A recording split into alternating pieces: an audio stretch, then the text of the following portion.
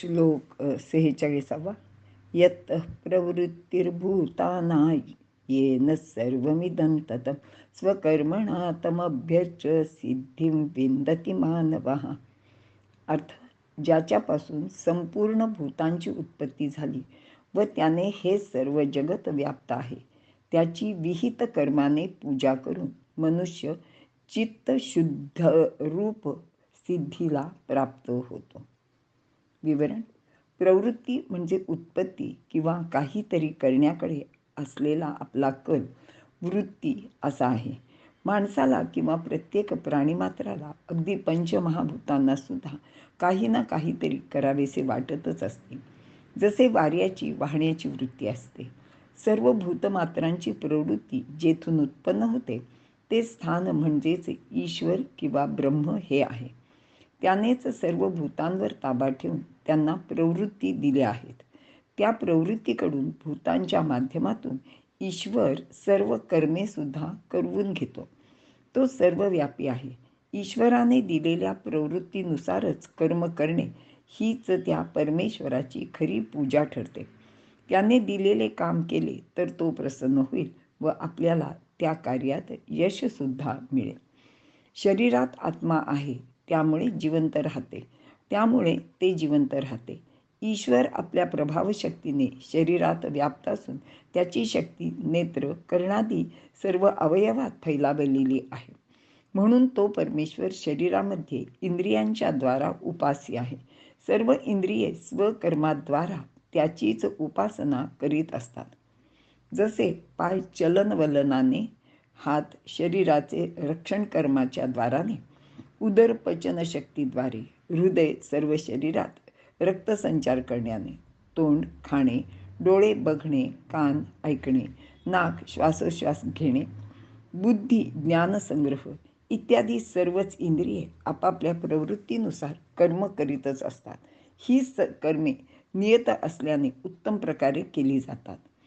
हीच स्वकर्माने आत्म्याची खरी पूजा आहे. या सर्व इंद्रियरूपी देवांच्या द्वारे ही पूजा नित्य होत आहे. ती एखादे वेळेस झाली नाही तर तिचे नाव रोगी अवस्था असे होते. म्हणजेच ज्यावेळी आपल्याला काही बरं नसतं त्यावेळी ती इंद्रिये आपली काम करीत नाहीत, असं इथे भगवंत सांगत आहेत. अनेक लोकांचा मिळून समाज किंवा जनता जनार्दन होते किंवा असते. या समाजात 4 वर्ण आहेत. या 4ही वर्णाच्या लोकांनी त्यांची विहित कर्मे करून या जनता जनार्दनाची पूजा करायची आहे. जसे ब्राह्मणाने पुढील 6 कर्मे करायची आहेत. 1. अध्ययन म्हणजे शिकणे. 2. अध्यापन म्हणजे शिकवणे. 3. यजन म्हणजे स्वतः यज्ञ करणे. 4. याजन म्हणजे इतरांकडून यज्ञ करवून घेणे. 5. दान देणे आणि 6. दान घेणे. या 6 कर्मांद्वारा ब्राह्मणाने समाजातील 4ही वर्णाच्या लोकात व्याप्त असलेल्या परमात्म्याचे पूजन करायचे आहे. याचप्रमाणे क्षत्रियांसाठी 5 कर्मे सांगितली आहेत. त्यामध्ये प्रजेचे रक्षण, दान देणे, यज्ञ करणे, अध्ययन करणे आणि विषयात आसक्त न होणे. वैश्याने यज्ञ करणे, अध्ययन करणे, दान देणे, व्याज घेणे किंवा नफा मिळवणे, शेती व गोरक्षण करणे, व्यापार करणे. तर शूद्राने सर्व प्रकारची सेवा कर्मे करणे. असे हे सर्वांच्यासाठी विहित कर्म भगवंतांनी नेमून दिलेले आहे. अशा रीतीने प्रत्येक वर्णातील लोकांनी जनता जनार्दनाची सेवा आपल्या कर्माद्वारे करावी आणि म्हणजेच भगवंत आपल्याला प्रसन्न होईल. सिद्धी म्हणजे यश.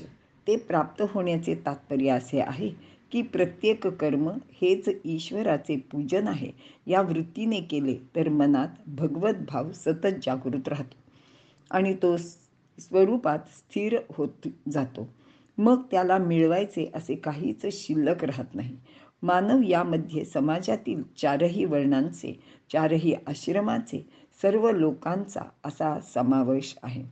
यात हिंदू व इतर सर्व धर्माच्या लोकांना सुद्धा गृहीत धरलेले आहे आणि म्हणूनच प्रत्येक व्यक्तीने स्वकर्माद्वारा पूजन करायचे आहे अशा रीतीने स्वभावज कर्म निष्काम बुद्धीने व परमेश्वराचे पूजन म्हणून करीत असताना त्यात जरी उणीव राहिली तरी भगवंत ती गोड मानून घेतो.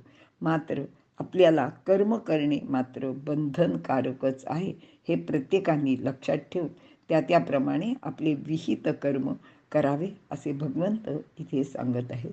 इथं आपण थांबूया.